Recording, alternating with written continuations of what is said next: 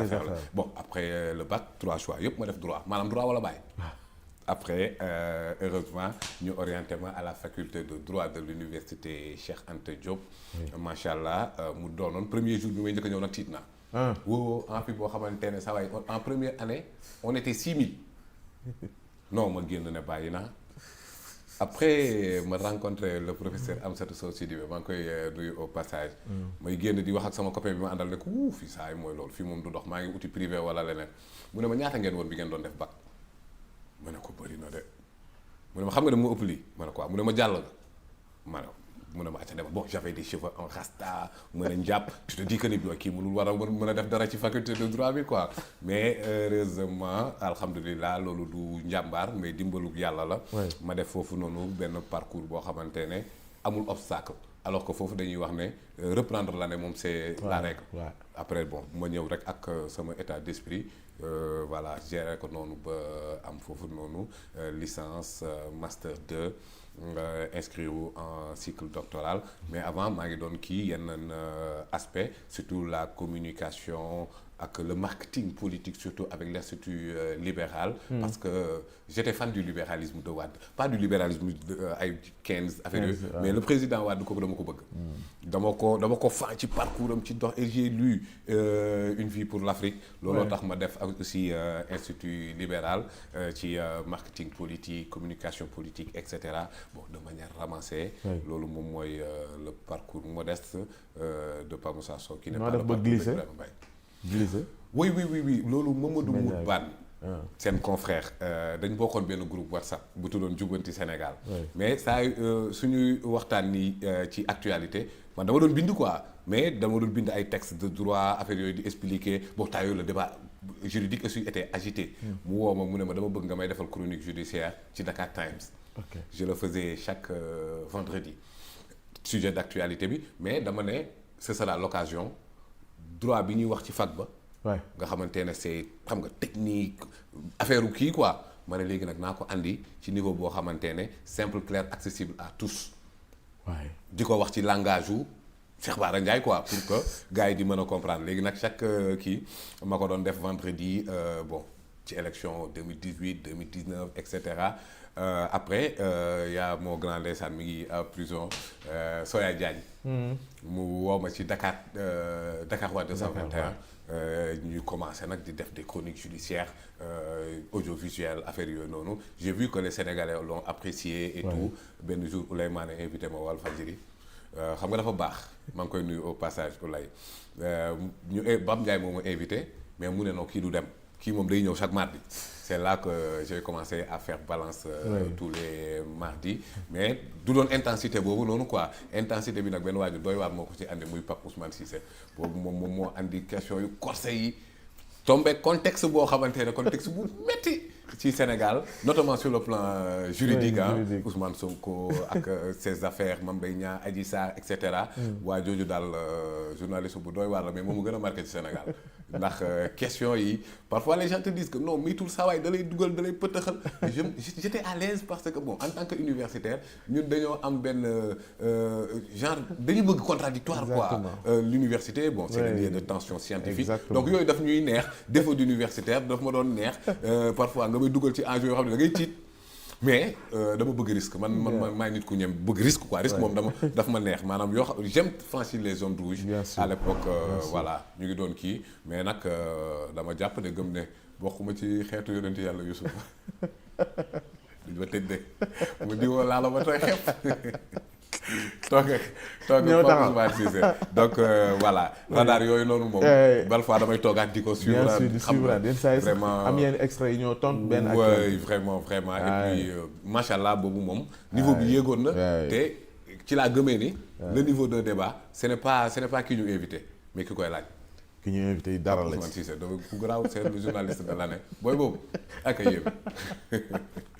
c'est ça quoi dama bien sûr voilà ñu ngi ciy nuyu maire bu baax maire Nafi waaw moom dañ doon sonal lool ci radar ne lu tax ngeen suspendre yenn saa yi nag mu tëj buntu bi ne doo génn de surtout arrestation yu bëree am na moment boo xam ne ñëpp lañ jàpp ay gars yi waaw mooy moment bi ñu jàppee woon ñëpp yenn saa yow nag fi def ma ne ko nañ ko ñàkkante ne damay génn yenn saa meer na fi tëj buntu bi ne tey moom amul génn mooy loolu temps yi nag scooter laa yoroon te dañ ko doon tere bu ñu convoqué Sonko dañ koy tere léegi da ngay njàpp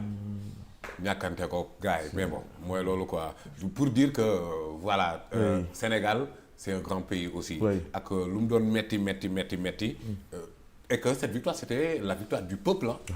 ñoo ko ñàkk da ngay génn gis gars yi ni ñu ànd ak détermination tu rencontres un mécanicien bu war a mën a wax ay clé ak ay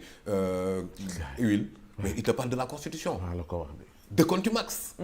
donc voilà dafa xaw a relever carrément le niveau et que gars yi nekk ay juristes nag yu tàng jër mooy loolu alors après 2 ans d'exercice li taxoon nga doon xeex boo yegsee di xool. oui wax dëgg observateur. oui déception wala jaroon na ko. non am na déception am na d'autant plus que le minimum mooy jàppoon nañ ne li nga xamante ne nii moo daloon Sénégal époque boobu. mënuñoo xaar 2 ans sans voir lu ñuy wax des prémices lu ñuy wax une volonté carrément. pour mener à bout de ça mais malheureusement gisuñu loolu et li ci gën a écœurant mooy tu vois des gens yoo xamante ne daanaka bi yooyu yëpp di xew ils encourageaient le régime du président Macky Sall mais kii voilà mel ni ñu bokkat quoi mel ni dara xewul te loolu dama jàpp ne catastrophe la quoi parce que lii nii moom bu amul mucc mooy ne Sénégal xanaa lu neex waaye def après dara lu ci xew parce que Pape Ousmane 87 Sénégalais connus parce que li ñu xamul moo tax du ma ne sax. voilà dee ñàkk seen bakkan ci conditions yu horribles ci conditions yu inquiétantes Sénégal ngay gis ñu ne la policiers yi ne la nit kii arme de guerre la yor comment arme de guerre wala mën a dugg ci ay manifestations politiques juste avant ñu doon wax ay contrat d'armement am nañ ko dans des conditions nébuleuses. alors donc c'était flagrant quoi ngay gis ay nervis di dugg ci ay sièges yu parti politique des politiciens montent au créneau pour dire que ne nañu rey adversaire am c'est-à-dire le langage était tellement violent tellement inquiétant mais ku ne woon Sénégalais yi ne di ngeen toog 2 ans man personnellement amuma yaakaar ne mbir mi dina am loolu moom weesu na déception donc même si bu amee revirement que les choses soient claires. donc ñaari at yii nii rek vraiment def na déception boo xamante ne même bu ko tegee ci yoon bi sax mën na am du safeeti. donc effectivement li waraloon sénégalais yi di xeex man jàpp naa ne moom en tout cas personnellement déception laa ci amagum pour le moment parce que gisa surtout quand le PM nous dit que ni mënu ci dara. oui. ça y ñi war a conduire la politique pénale bu ñu ci mënul dara d'accord y a des cas qui sont difficiles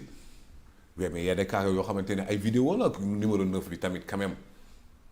on nous dit que ni dañoo suñu police dafa efficace nangam et cetera mais numéro 9 bi arme de guerre la yor Sénégal di mel ni genre da ngay xool nga ne mais lii est-ce que sa dëkk la saa ñu mel ni ñuy nekk ci ay intifada ay dëkk yu nekk en guerre. mais dossier 45 milliards yi la. mais dañ ñu ko wax. je pense que amoon na député yu ci amoon initiative mais pour ñu ubbi ci benn enquête parlementaire mais. jusque là rien du tout alors que am na ay médias internationaux yu ci def fi dossier. donc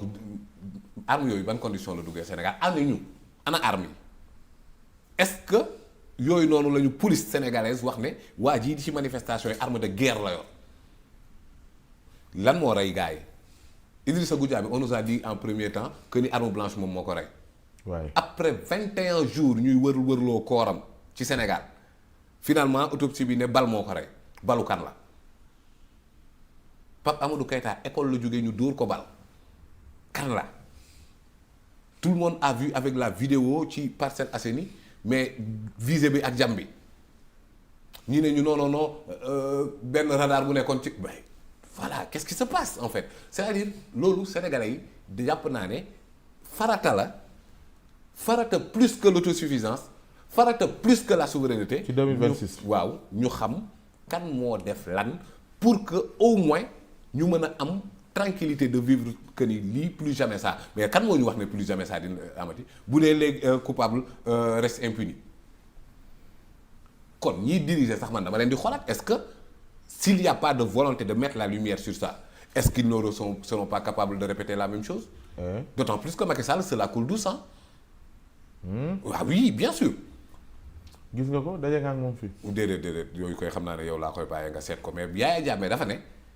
président ku fi xaaxam jam sax Thione Seck nee na ko yaa ko war a sempil donc tout ce qui s'est passé au Sénégal il est le responsable